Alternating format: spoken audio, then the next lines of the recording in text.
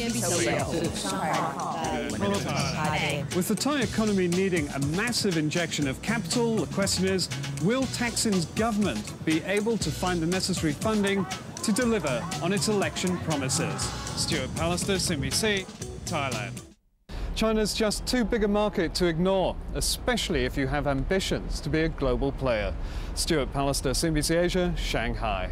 But this time, there's been a noticeable lack of griping, perhaps a sign that this year, APEC might just have got it right.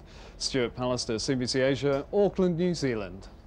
The protesters didn't manage to stop the meetings, but they did prevent some delegates from getting into the complex. I and about 30 other delegates had to be flown in by helicopter. Others came by boat. Some less scrupulous hotels, though, have decided to raise their rates to almost astronomical levels.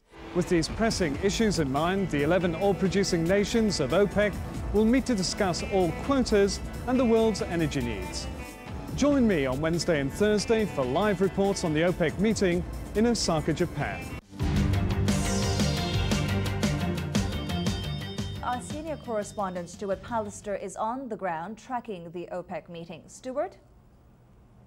Well, Grace, it looks as though the heat was really taken out of this meeting a day or two before it got underway, when the Iraqis said, yes, we will allow unconditional access by the UN weapons inspectors. That took the pressure off this particular meeting. It was then a question of bringing the Saudis on board, and the majority view here was, let's keep things very much as they are. There are just too many uncertainties at the moment. 2 bombs exploded outside the popular Sari Club, bringing death and devastation. At least 180 people were killed, with Australians and Indonesians making up the biggest groups.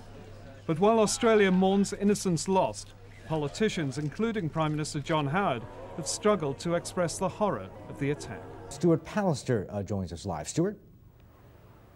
Well, Martin, the word is at the moment the Indonesian police are questioning pretty intensively 2 Indonesians with regard to Saturday night's bomb blast here, just a short distance from where we're standing at the moment.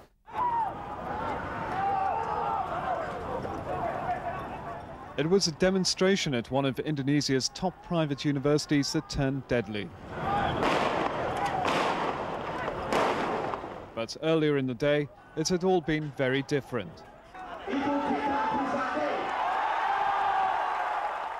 The mood, good-natured.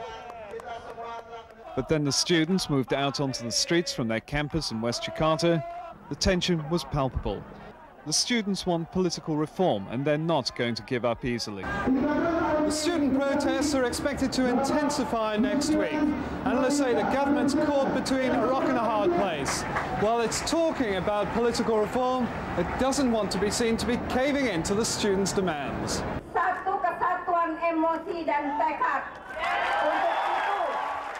Many believe Indonesia will have to implement political reforms, and a major overhaul of the system may be needed.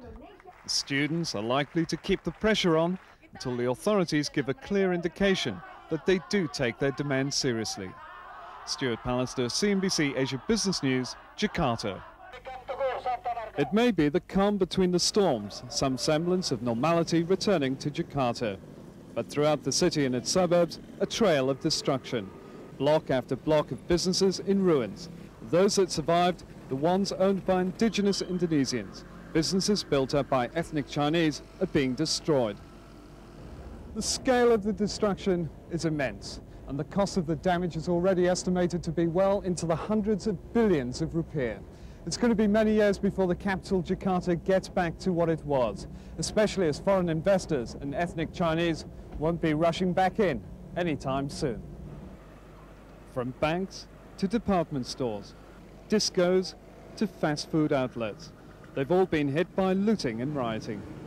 I've been trying to think myself, what city of significance in the world in the last 50 years has experienced something this other than in the middle of a war? And I can't think of any. President Suharto and the military are in charge for now, but when the storm hits again, loyalties will be severely tested. Stuart Pallister, CNBC Asia Business News, Jakarta. Late Friday night, hundreds of soldiers move in to clear protesters from the grounds of the Parliament building. The operation, well planned and largely without violence.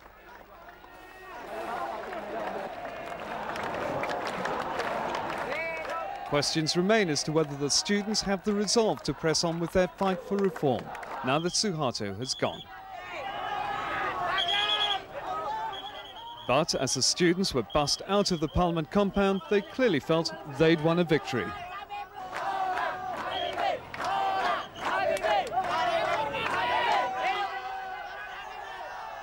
And although the armies managed to clear the Parliament building, the protests are far from over.